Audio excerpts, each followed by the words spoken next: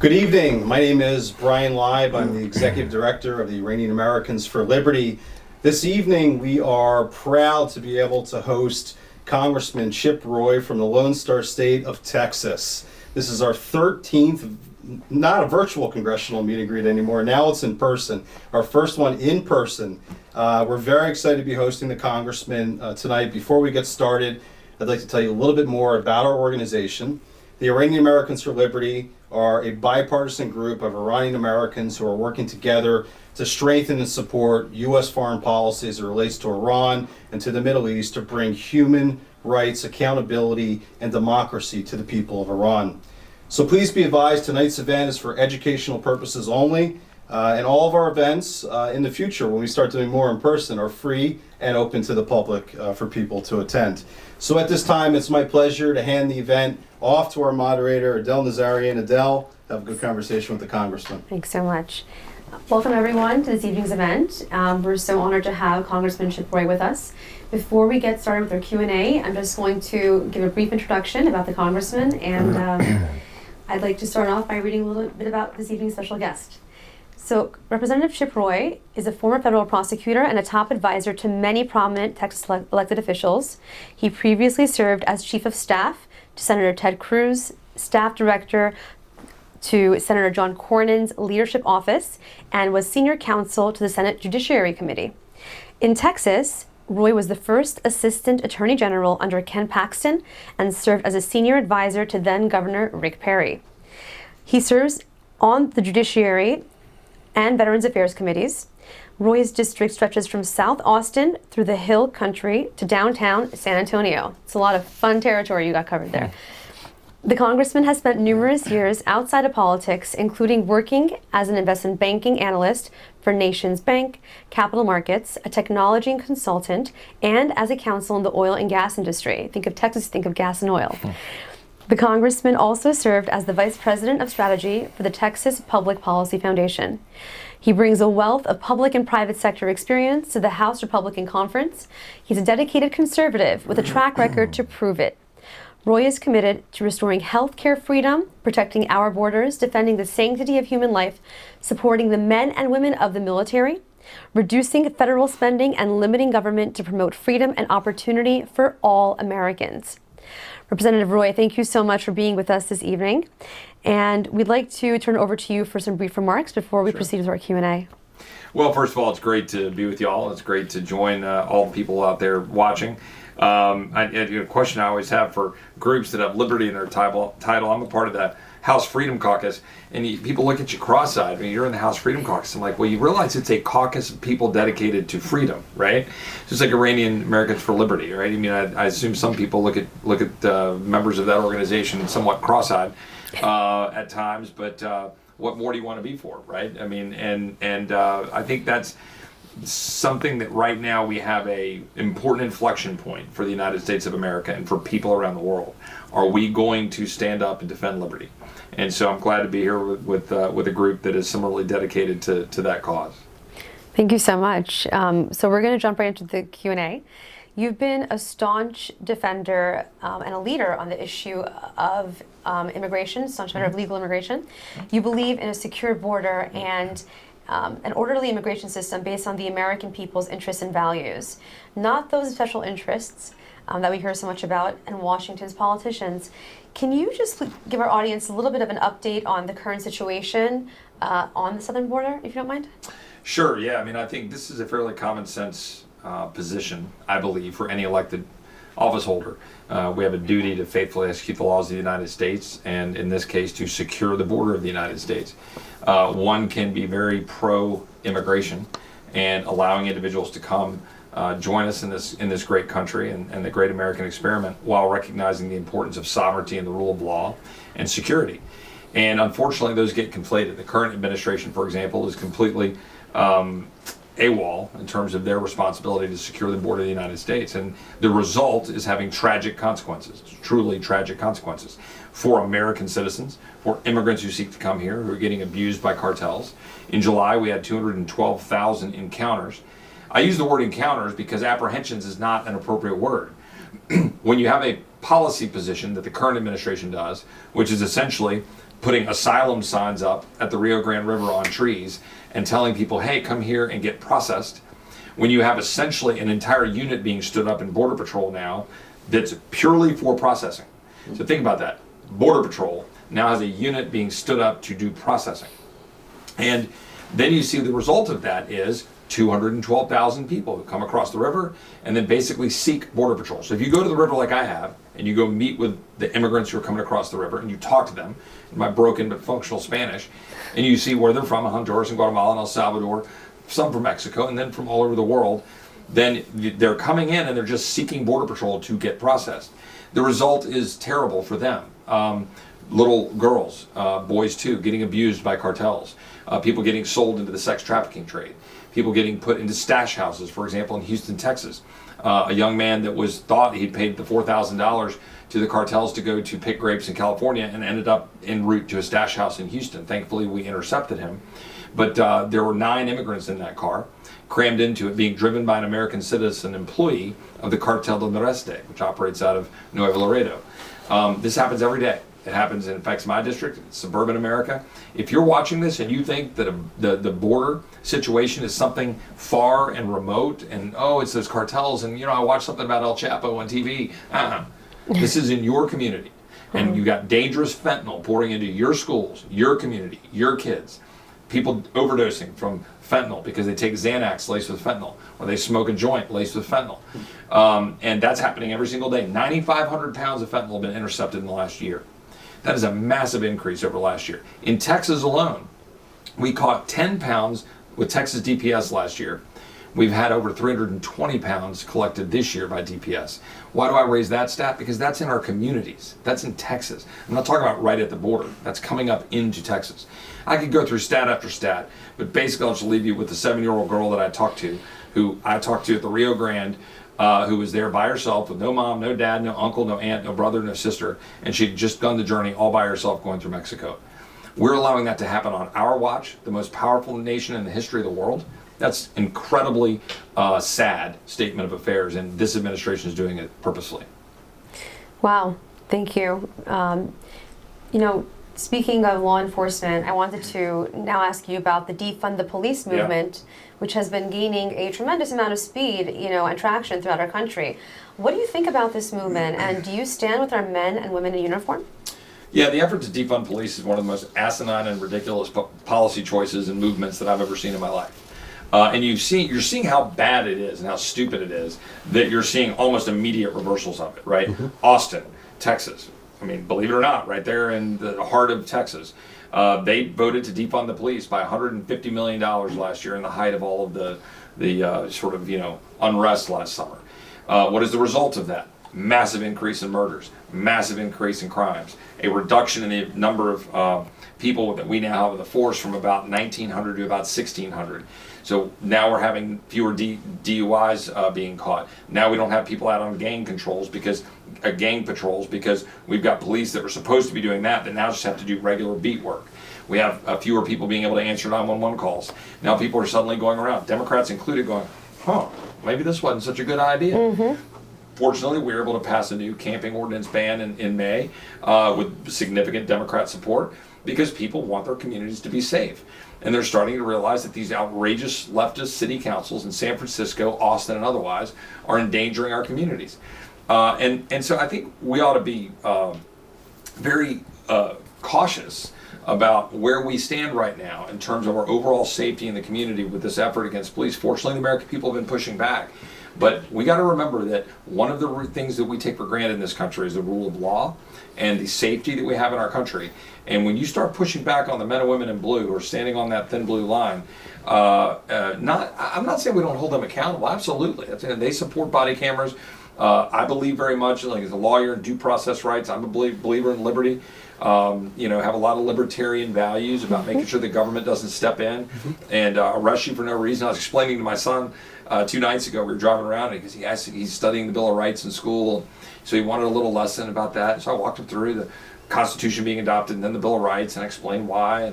And he goes, and I said, do you think the police ought to just be able to pull me over and arrest me if they find a big bundle of pot in my trunk. He goes, well, yeah, sure, you're doing something wrong, Dad. I said, now hold on a second. Why did they pull me over? And I just start walking him through it. And I got him over to the side of, no, you don't want that.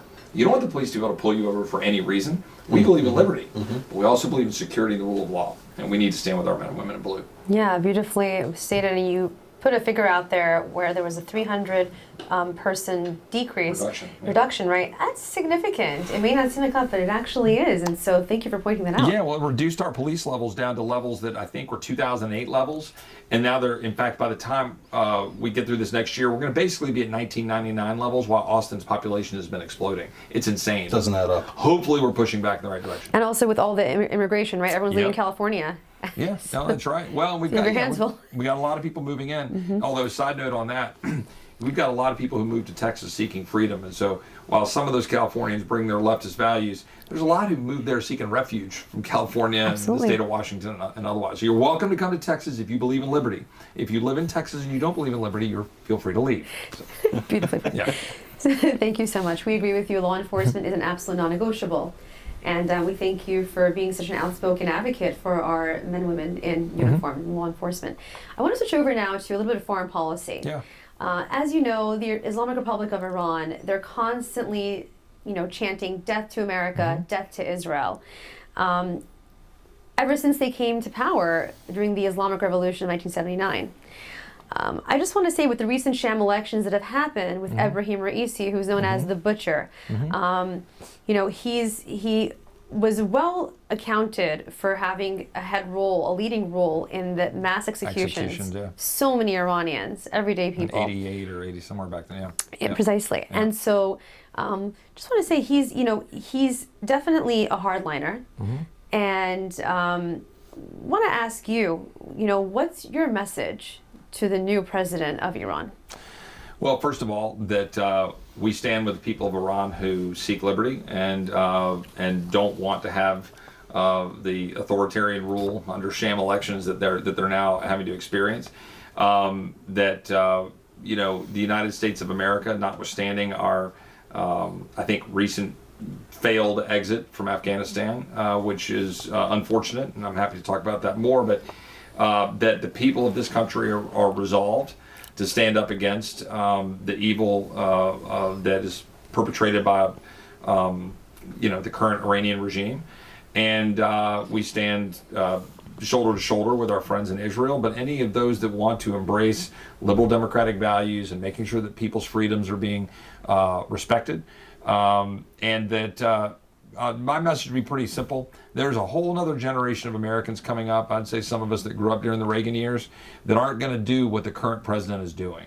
So don't get too cocky about where the United States of America stands, because we stand pretty resolved, and we're pretty resolved to stand up against an Iranian regime that is clearly against our interests and those of our allies in the region. Thank you so much. As you know, the world leaders, I want to actually focus on the current administration for the next question. So as you know, world leaders have been meeting for the past few weeks in Vienna to discuss, talks regarding the Jcpoa, exactly. And the Iranian regime, now with Raisi taking power, essentially, they stated they will absolutely not entertain or enter any negotiations unless all the sanctions are removed, no conditions, and all of that placed on the Iranian regime. There are groups in the U.S. like NIAC, which I'm sure you're familiar with, National Iranian American Council. They believe the U.S. government should get back into the Jcpoa without any conditions, concessions from the Iranian regime. We've actually taken the opposite position and have very boldly stated it. Our position is very well known. You're rational and sane. So, Thank you, right? To say the least. What do you think? Do you think that the United States should re-enter the Jcpoa? Yeah, it would be laughably insane for the United States of America to re-enter that agreement. If you want to see what happens when you walk away from holding entities accountable, right, then look at what's going on in Afghanistan. And, we can debate all day long about how big our force should be, whether we should still be sitting there, have Bagram, etc. And there's a lot of good debates about how we should posture going forward. But what you should never do is have laid out a bunch of rules that you think that somebody should be following, and then they don't follow those rules, and then you just say, okay, fine, we're leaving, right? You don't hold them to account to those rules. So the idea that we're going to go into Iran and have this Jcpoa, and they say, well, yeah, we're not going to follow any of those. Well, of course they're not. They never did. They never would, right? The idea that we entered that agreement in 2015 or whatever that was under Obama is laughably insane, and President Trump was completely right to say that we should get out of it. We're a far stronger country, and the world is a far better place if you don't have that laughably ridiculous agreement in place that was impossible to really truly hold them accountable to anyway, right? And so honestly, we just shouldn't even be in the agreement. We should be speaking with very clear voices about what we expect in terms of what they're doing in the region, both in our direct national security interests as well as our allies, and we should never allow them to get access to nuclear weapons. Thank you. Just something to add really quickly. Yeah. I think President Obama, now President Biden, they look at the Iranian regime, and they look at a lot of other terrorist proxying groups around the world with this flawed premise that they're good people. Right. Adele just mentioned the Iranian regime since 1979. It's death to America, death to Israel, hanging gay men in the streets. How is this a country that we should be negotiating with? Well, of course not. I mean, the whole idea that we should be negotiating with terrorists and people who are fundamentally at odds with our values and our national security is absurd. And look, we know for a fact that Iran is funding terrorist entities and organizations that are targeting Americans, targeting Israel, targeting our friends around the world, and yet this bunch in the White House and the Obama administration too think we ought to sit down and play footsie with them at some table negotiating with people who have literally no interest in our well-being or the interests of those who are our allies. And I think that we need to be speaking with clarity for the world, and unfortunately the situation in Afghanistan is muddying those waters. And I think it's an absolute travesty, but I am hopeful, as I always am in these situations, that, sort of Phoenix Rising kind of thing. Like, the American people's eyes are getting opened to a whole lot of the insidious and evil policies that we've been toying around with now for too long, right? It's not enough for us to kind of get back into power and try to right the ship. We need to fundamentally alter our position as a country to stand strong and redefine for an entire generation what we're going to do and send that message loud and clear to the world. We're not going to appease Iran. We're not going to, let China run over us or our allies. We're going to stand strong against cartels at the border. We're going to have a strong military. We're going to use it sparingly, but when we do, you're going to know it. Well said. And speaking of which, a few years back, I put together a very comprehensive list of the Islamic Republic of Iran's terrorism they funded since '79. Right. That list is since I will love to send it to you for I'd like sure. to have that and use it liberally. Absolutely, thank you. And as you mentioned yourself, this is actually the next question I wanted to ask you. As you know, the Islamic Republic of Iran funds terror all over the world. Hamas in Israel, Hezbollah in Lebanon, the Houthis in Yemen, and counting, growing. Now you have Assad, it's a whole different story. But as we were talking, there are Iranians literally taking to the streets, protesting the fact that they do this, that they put the needs of others and their adventurism and terror over the needs of the people.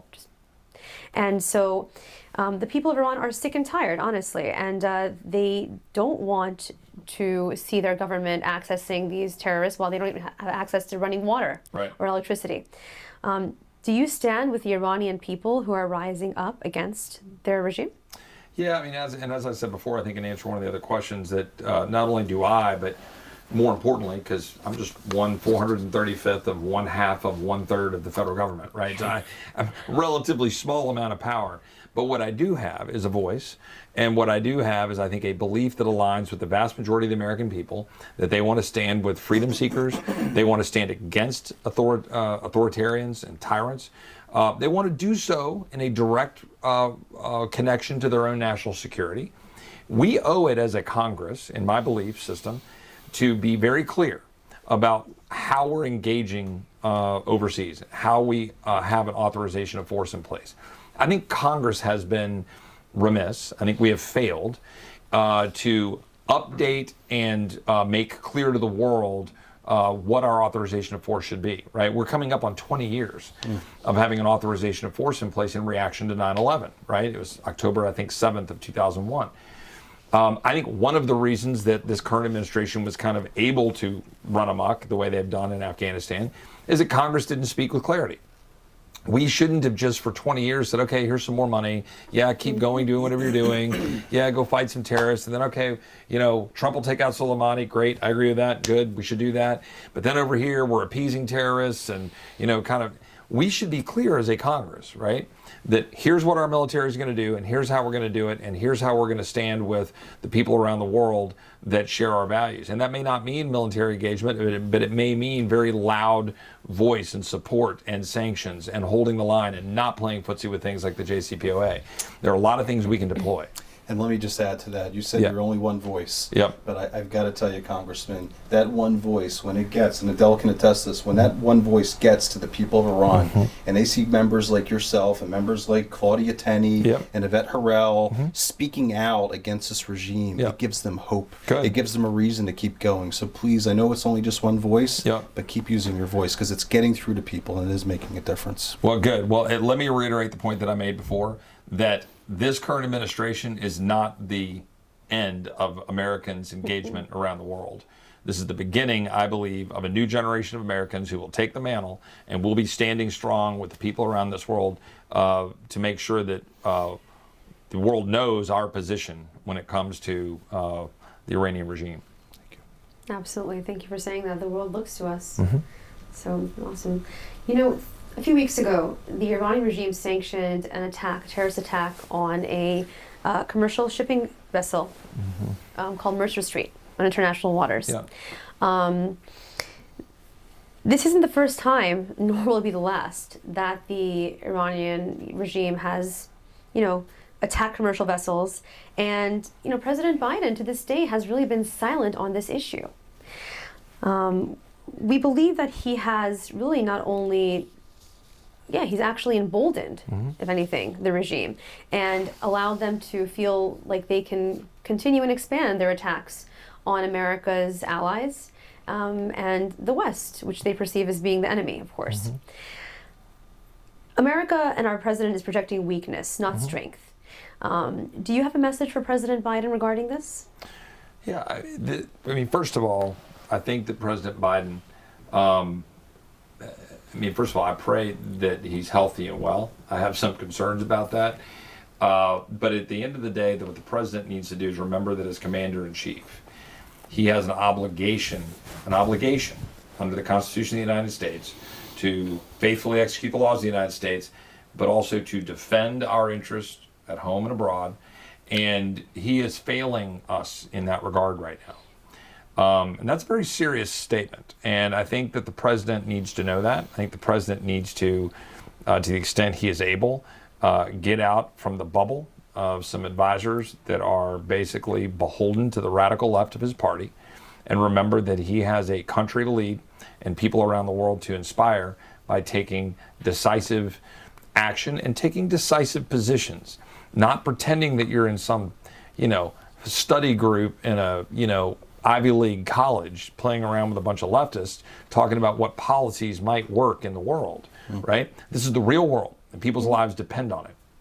So when you've got bad actors, you take action, then take decisive action against those bad actors. And then when you've got bad actors as a nation, take decisive action to hold the line. That doesn't necessarily mean military action. There's a lot of things you can do. And I won't get into details on that, but there's a lot of things, from sanctions to specific actions of not joining agreements, not going and just doing whatever the socialist groups in Europe want you to do at some cocktail circuit, right? Go do what's in the best interest of this country and stand up for liberty and stand up in defense of it. Thank you so much for saying that, by the way, the last point there. Amazing. I agree with you fully. We have a final question for you, and it's more, I think you'll enjoy it. Wanted to know, if you could have dinner with any two deceased individuals, who would they be, and where would the dinner take place?